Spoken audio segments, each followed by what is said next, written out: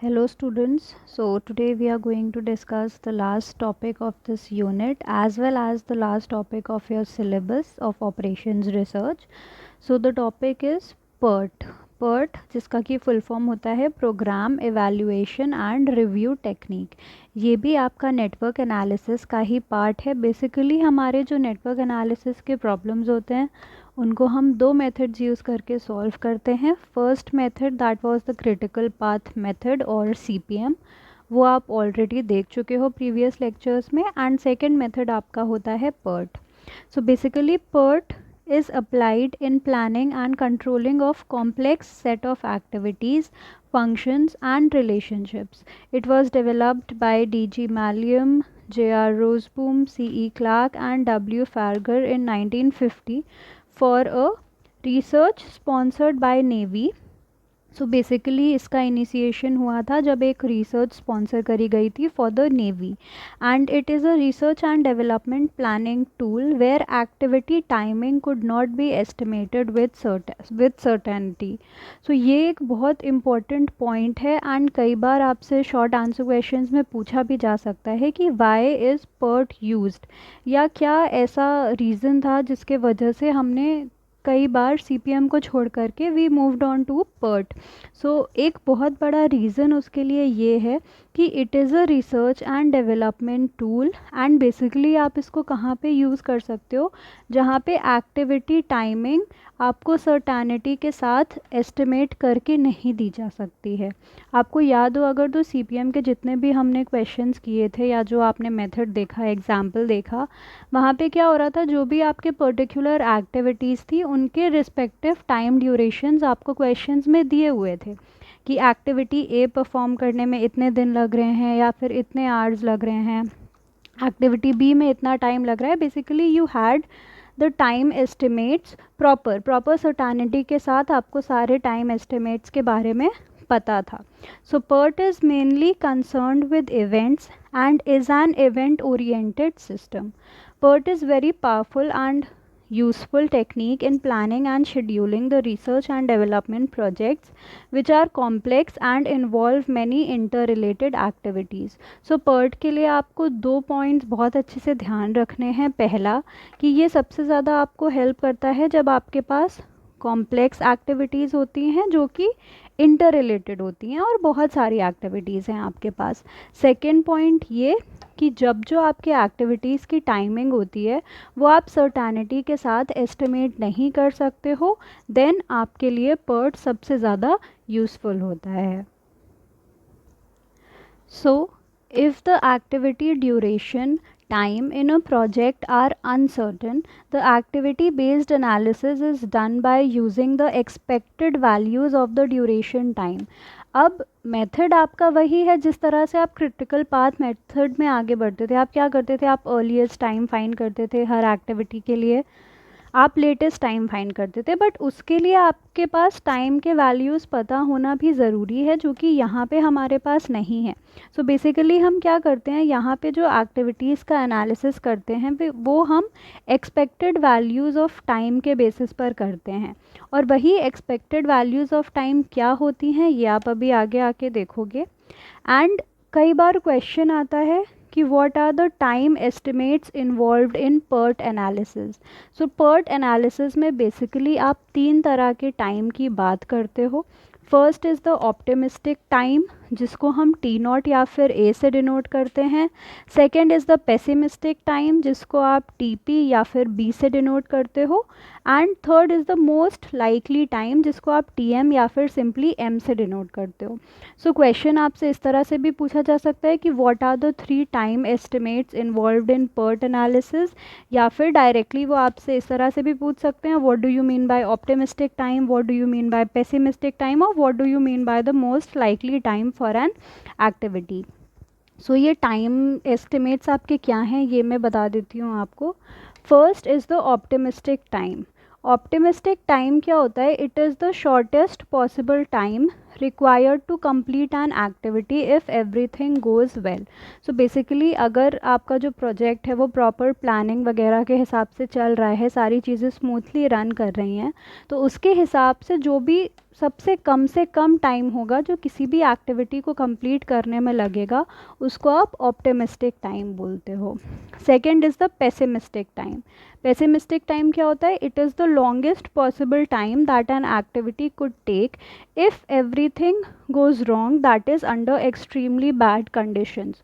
For example कोई भी activity आप किसी फैक्ट्री में रन कर रहे हो, सपोज मैन्युफैक्चरिंग प्रोसेस हो रहा है and due to any reason suppose the power supply goes off, तो उसको फिक्स करने में कितना टाइम लगता है एंड कब आप दोबारा से अपना मैन्युफैक्चरिंग स्टार्ट कर सकते हो, तो उस ज़्यादा से ज़्यादा वाले टाइम को आप बोलोगे pessimistic time. So basically it is the longest possible time जो कि इस एक्टिविटी को कंप्लीट करने में लग सकता है, प्रोवाइडेड कि अगर कुछ कंडीशंस अनसर्टेन आ जाते हैं या कोई सिचुएशन ख़राब हो जाती है, तो आप कितने ज़्यादा से ज़्यादा टाइम में उस एक्टिविटी को कंप्लीट कर लोगे, उसको हम पेसिमिस्टिक टाइम बोलते हैं.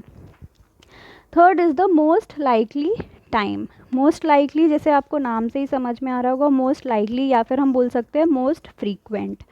सो it is the most often likely time required to complete an activity.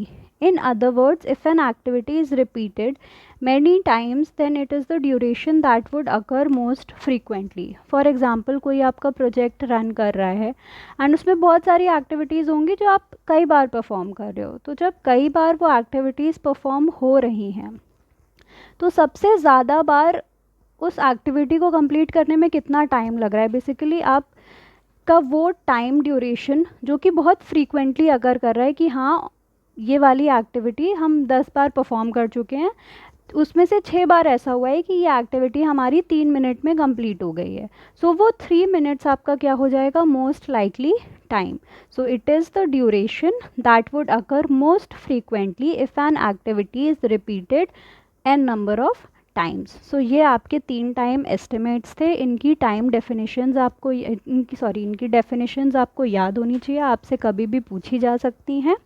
And कोई भी पर्ट का क्वेश्चन आएगा आपके पास, तो ये तीनों ही उस पर्टिकुलर क्वेश्चन के लिए ये तीनों टाइम एस्टिमेट्स आपको दिए रहेंगे, ये आपको फाइंड नहीं करने हैं. इसके आगे वाले जो भी कैलकुलेशंस होंगे वो हमारे इन टाइम एस्टिमेट्स पे बेस्ड होंगे, बट ये टाइम एस्टिमेट्स आपको फाइंड नहीं कर रहे हैं. These will be already given to you in the question.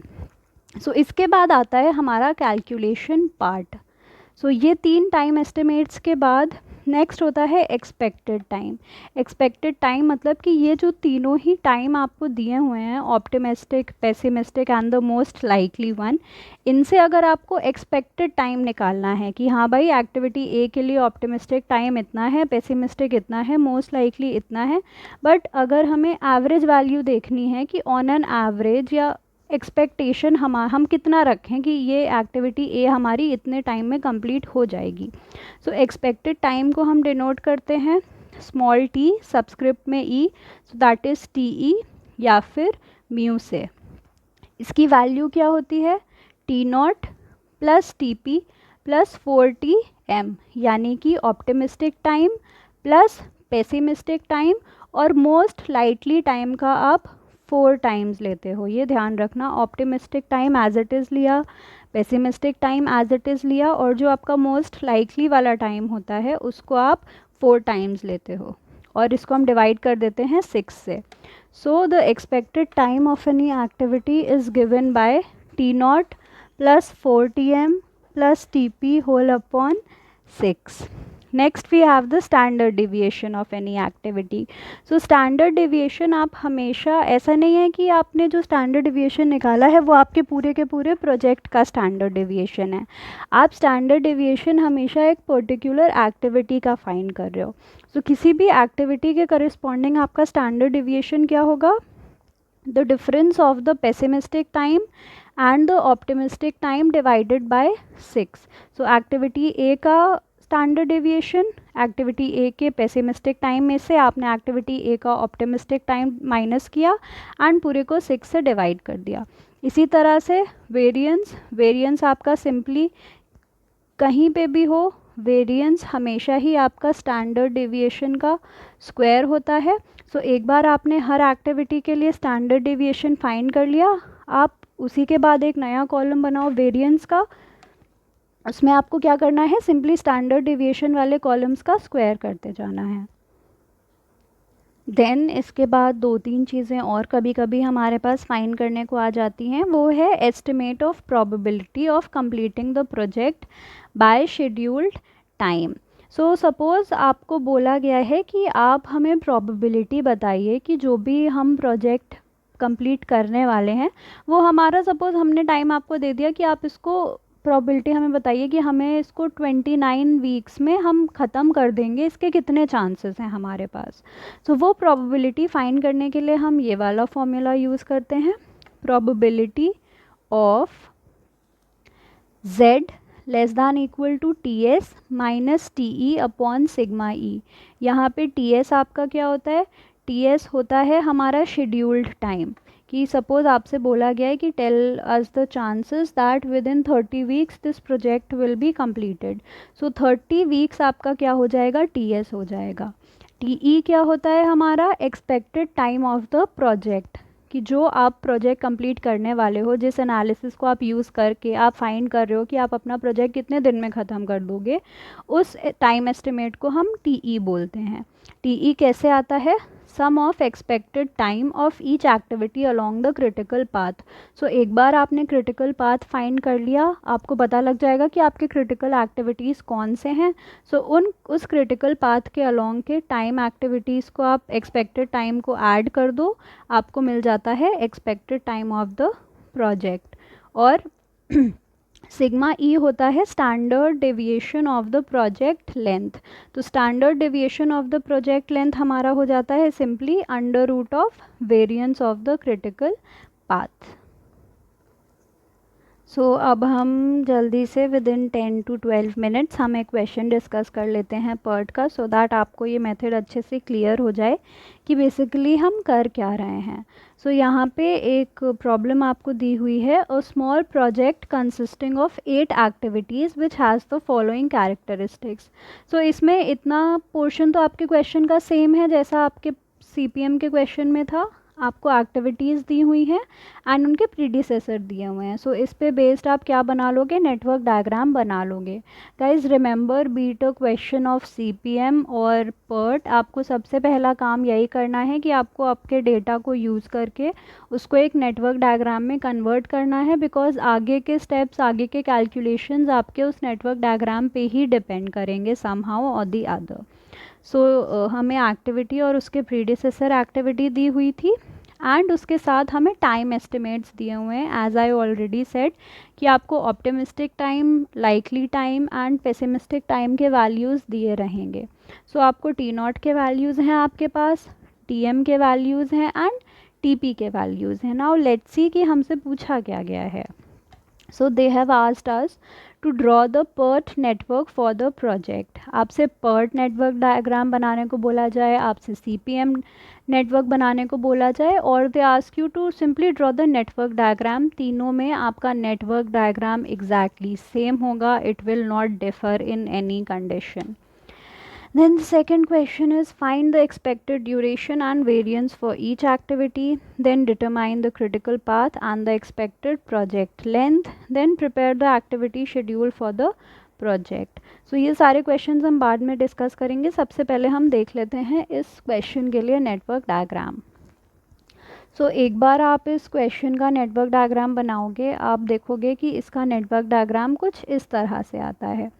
और क्योंकि हमारे पास टाइम ड्यूरेशंस नहीं दिए हुए हैं, इसलिए आप सिंपली नेटवर्क डायग्राम बनाओगे।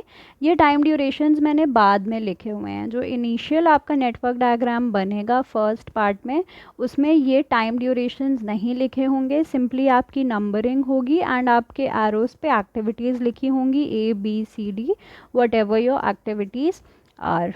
सो फर्स्ट पार्ट हमारा कंप्लीट हो गया है कि ड्रॉ द नेटवर्क डायग्राम। उसके बाद सेकेंड पार्ट में हमसे बोला गया है कि find the expected time duration and variance for each activity. So उसके लिए सिंपली हमें एक टेबल बनाना है। एक्सपेक्टेड टाइम ड्यूरेशन का मतलब आपको टी फाइंड करना है, जो मैंने आपको एक्सपेक्टेड टाइम की वैल्यू बताई थी। And variance for each activity, मतलब हर एक्टिविटी के करस्पॉन्डिंग आपका वेरिएंस कितना आएगा आपको वो बताना है। सो एक्सपेक्टेड टाइम का फॉर्मूला होता है T not plus 4Tm plus TP whole upon 6। So एक एक करके हम ये सारे एक्टिविटीज़ के लिए फाइंड कर लेंगे। ए के लिए T not plus TP plus 4Tm upon 6, यानी कि 2 plus 12 that is 14, and 14 plus 4 times of 4 that is 16 divided by 6, आपके पास वैल्यू आ जाएगी 5। इसी तरह से 10 plus 26 plus 4 times of 12 whole upon 6, तो आपके पास वैल्यू आ जाएगी 14। सो इसी तरह से इस फॉर्मूले में आप एक एक करके एक्टिविटीज़ के करस्पॉन्डिंग टाइम वैल्यूज़ रखते जाओगे, आपको एक्सपेक्टेड टाइम ड्यूरेशन मिल जाएगा आपके हर पर्टिकुलर एक्टिविटी के लिए। देन क्योंकि आपको वेरिएंस फाइंड करने को बोला है, एंड वेरिएंस हमारा क्या होता है, स्टैंडर्ड डेविएशन का स्क्वायर होता है। तो अगर हमें वेरिएंस फाइंड करना है तो उसके लिए हम पहले एक स्टैंडर्ड डेविएशन का कॉलम बना लेंगे, उसके बाद हमारा स्क्वायर करना सिंपल होता है, रादर दैन आप एक ही टाइम पे फॉर्मूला भी अप्लाई करो एंड सेम टाइम पे आप स्क्वायर भी करो।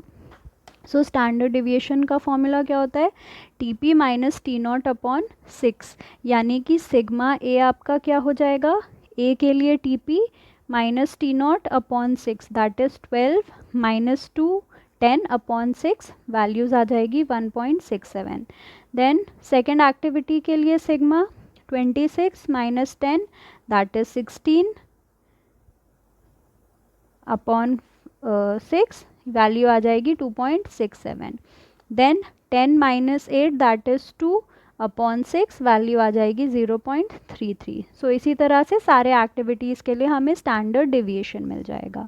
अब हमें वेरिएंस फाइंड करना है हर एक्टिविटी के लिए, तो आप सिंपली क्या करोगे, स्टैंडर्ड डेविएशन का स्क्वायर कर दोगे, आपको हर एक्टिविटी के करस्पॉन्डिंग वेरिएंसेस मिलते जाएंगे। 1.67 का स्क्वायर 2.79, 2.67 का स्क्वायर 7.13, 0.33 का स्क्वायर 0.11 एंड सो ऑन। सो ये तो हमारा सेकेंड पार्ट कंप्लीट हो गया। अब थर्ड पार्ट में हमें क्या बोला गया है, determine the critical path and the expected project length. So critical path के लिए हमारा मेथड क्या होता था, हम कौन से एक्टिविटीज़ को क्रिटिकल एक्टिविटीज़ बोलते थे, वो वाली एक्टिविटीज़ या वो वाले इवेंट्स आपके क्रिटिकल इवेंट्स कहलाते थे जिसके लिए आपका EI और LI के वैल्यूज़ इक्वल होते थे। सो अब हमें क्या करना है, अगेन सारे एक्टिविटीज़ के करस्पॉन्डिंग या सारे इवेंट्स के करस्पॉन्डिंग हमें expected start time and expected latest finish time calculate करना है। सो जो काम CPM में हम करते थे ना, जब हमारे पास टाइम ड्यूरेशन दिया होता था हम EI और LI के वैल्यू निकालते थे, यहाँ पे भी एग्जैक्टली हमें वही चीज़ करनी है। बस डिफरेंस क्या आ जाएगा कि यहाँ पे अब क्योंकि आपके पास टाइम ड्यूरेशन तो दिया नहीं हुआ था सर्टेनिटी के साथ, तो जो आपने एक्सपेक्टेड टाइम निकाला हुआ था ना, उसको यूज़ करके अब आप EI और LI के वैल्यूज़ फाइंड करोगे। मैं आपको एक बार बता देती हूँ कैसे। जैसे अगर आप EIs की वैल्यू फाइंड करने जा रहे हो, अच्छा उससे पहले देखो जो भी हमारे एक्सपेक्टेड टाइम वैल्यूज़ आए थे वो सारे मैंने नेटवर्क डायग्राम पे लिख दिए हैं। अब आपको इसी को यूज़ करके आपके EI और LI के वैल्यूज़ फाइंड करने हैं। सो सबसे पहले EI हम फाइंड करते हैं using the forward pass method, and LI हम फाइंड करते हैं using the backward pass method. So forward pass method के लिए हम क्या अज्यूम करते हैं, E1 को हम 0 अज्यूम करते हैं। सो मैंने क्या किया, E1 को 0 अज्यूम किया। अब हम E1 से कहाँ पर गए, 2 पर गए। सो आपके E2 की वैल्यू क्या हो जाएगी, E1 plus the value of T 1,2। So 0 plus 5, आपके E2 की वैल्यू आ जाएगी 5। इसी तरह से 1 पे आप और कहाँ गए हो, 3 पे गए हो। सो E3 की value E1 plus T13 that is 0 plus 14, E3 की वैल्यू आ जाएगी 14। नेक्स्ट जब आप 2 से जाओगे, 2 से आप कहाँ कहाँ जा रहे हो, 3 पे जा रहे हो और आप 4 पे जा रहे हो। सो जब आप 2 से 3 पे जाओगे एंड 2 से 4 पे जाओगे, सो आपकी E4 की वैल्यू क्या हो जाएगी, E2 plus T2, 4 that is 5 plus 15 सो 20। सो इसी तरह से जिस तरह से आपने क्रिटिकल पाथ मेथड में अपने EIs की वैल्यू फाइंड करी थी उसी तरह से एग्जैक्टली आप यहाँ पे भी फाइंड करोगे। एंड वहाँ पे हमने क्या किया था, जो आपकी फाइनल E की वैल्यू आती थी, जैसे यहाँ पे आप जब देखोगे आपकी E6 की वैल्यू आ जाएगी 29। सो E6 की जो वैल्यू आपकी आएगी उसी को हम क्या मान लेंगे, L6, क्योंकि जब हम L के वैल्यूज़ फाइंड करते हैं हम from the backwards of the network diagram start करते हैं। सो L6 की वैल्यू हमारी 29 है यहाँ पर। अब हमें आना है E5 के पास। सो E5 की वैल्यू क्या हो जाएगी, 29 माइनस 5 दैट इज़ 24। इसी तरह से आप और पीछे जाते जाओगे एंड अल्टीमेटली आप आपके नेटवर्क डायग्राम के स्टार्टिंग पे पहुंचोगे एंड आपको एक एक करके आपके सारे LIs की भी वैल्यू मिलती जाएंगी। एक बार हमें सारे EIs और सारे LIs मिल जाएंगे, फिर आप देखो कि आपके कौन कौन से इवेंट्स के लिए EI और LI की वैल्यू सेम आ रही है। जैसे यहाँ आप देखोगे E1 L1 की वैल्यू सेम आएगी, E2 L2 की, E4 L4, E5 L5 और E6 L6 की वैल्यू सेम आएगी। यानी कि आपका क्रिटिकल पाथ क्या हो जाएगा, इवेंट 1 2 4 5 एंड 6। इसको यहाँ डार्कन करके हमने शो किया हुआ है। 1 से आप 2 गए, 4 5 एंड 6, ये आपका क्रिटिकल पाथ हो जाएगा। और इस क्रिटिकल पाथ पे आपके कौन कौन से एक्टिविटीज़ आ रहे हैं, activity A, activity D, activity G और एक्टिविटी H। सो हमारा क्रिटिकल पाथ हो गया 1 2 4 5 6 एंड एक्टिविटीज़ हो गई A D G H। और एक्सपेक्टेड प्रोजेक्ट लेंथ हमारा कितना हो जाएगा, आप टाइम का सम कर लोगे, 5 प्लस 15 20 एंड 4 24 एंड 5 29। सो हमारा प्रोजेक्ट लेंथ हो जाएगा 29 weeks, that is the value of TE। इसके बाद फोर्थ पार्ट है इस क्वेश्चन का कि prepare the activity schedule for the project, कि other than the critical path और कौन कौन से पाथ्स हैं आपके नेटवर्क डायग्राम के पास। सो अगर आप क्रिटिकल पाथ को छोड़ के देखो आपके पास और क्या रास्ता है, आप 1 से सीधे जा सकते हो, 1 2 5 6 एक आपके पास रास्ता है एंड एक आपके पास है 1 3 5 and 6। So other than the critical path ये दो रास्ते हमारे पास और हैं। उसके बाद आपसे पूछा है variance of the project length. So variance of the project length, देखिए जब भी आपसे standard deviation of the project length या variance of the project length की आपसे बात करी जाएगी तो इसका मतलब है कि वो क्रिटिकल एक्टिविटीज़ का आपसे पूछ रहे हैं कि वेरिएंस कितना है और क्रिटिकल एक्टिविटीज़ का स्टैंडर्ड डेविएशन कितना है। So variance of the project length हो जाएगा sum of the variances of critical activities. Critical activities हमारी आई थी A D G और H। So A D G और H के वेरिएंसेस को आप ऐड कर दोगे, आपको आपके पूरे प्रोजेक्ट लेंथ का वेरिएंस मिल जाएगा। उसके बाद standard deviation of project length क्या हो जाएगा, क्योंकि हमारा जो वेरिएंस होता है वो स्टैंडर्ड डेविएशन का स्क्वायर होता है, तो अगर आपको स्टैंडर्ड डेविएशन फाइंड करना है आप वेरिएंस का अंडर रूट कर दोगे, दैट इज़ अंडर रूट 6.03। आपको आपके स्टैंडर्ड डेविएशन की वैल्यू मिल जाएगी विच इज़ 2.46। सिक्स्थ पार्ट था इस क्वेश्चन का कि कैलकुलेट द वेरिएंस, ये तो हो गया। If a 30 weeks deadline is imposed what is the probability that the project will be finished in time, कि अगर आपका जो भी सपोज़ मैनेजर है उसने डेडलाइन दे दिया कि 30 वीक्स के अंदर आपको ये प्रोजेक्ट कंप्लीट करना है, तो क्या प्रोबेबिलिटी है कि 30 वीक्स के अंदर आपका प्रोजेक्ट ख़त्म हो जाएगा। सो प्रोबेबिलिटी के लिए हम कौन सा फॉर्मूला यूज़ करते हैं, probability Z less than equal to TS minus TE upon sigma E, जहाँ पे TS होता है जो आपको शेड्यूल टाइम दिया गया है, TE होता है हमारा एक्सपेक्टेड प्रोजेक्ट लेंथ और सिग्मा E होता है standard deviation of the project length. So क्या हो जाएगा, probability of Z less than equal to 30 आपका शेड्यूल्ड टाइम, 29 जो आपका एक्सपेक्टेड प्रोजेक्ट लेंथ आया है एंड अपॉन 2.46 यानी कि standard deviation, that is probability Z less than equal to 0.41। अब इसकी वैल्यू आती है हमारी 0.67। 0.67 वैल्यू आई है, इसका मतलब आपके पास 67% चांसेस हैं कि आपका 30 वीक्स में प्रोजेक्ट ख़त्म हो जाता है। अब बहुत लोगों के पास ये क्वेश्चन होगा कि ये प्रोबेबिलिटी की वैल्यू आई कैसे है। So let me tell you कि ये वैल्यू हमने नॉर्मल टेबल, जो आपकी स्टैंडर्ड नॉर्मल टेबल होती है, उसको यूज़ करके ये प्रोबेबिलिटी की वैल्यू हमने लिखी है। मैं एक उस पर सेपरेट वीडियो बनाऊंगी, आप वो देख लेना, सो दैट आप देख सकते हो कि हमने ये प्रोबेबिलिटी की वैल्यू कैसे लिख दी है। सो अगर मैं पर्ट को फिर से समराइज़ करके आपको बताऊं शॉर्ट में, तो पर्ट में बेसिकली हमारे पास क्या होता है, 3 तरह के टाइम एस्टिमेट्स हमें दिए होते हैं, pessimistic, optimistic and most likely.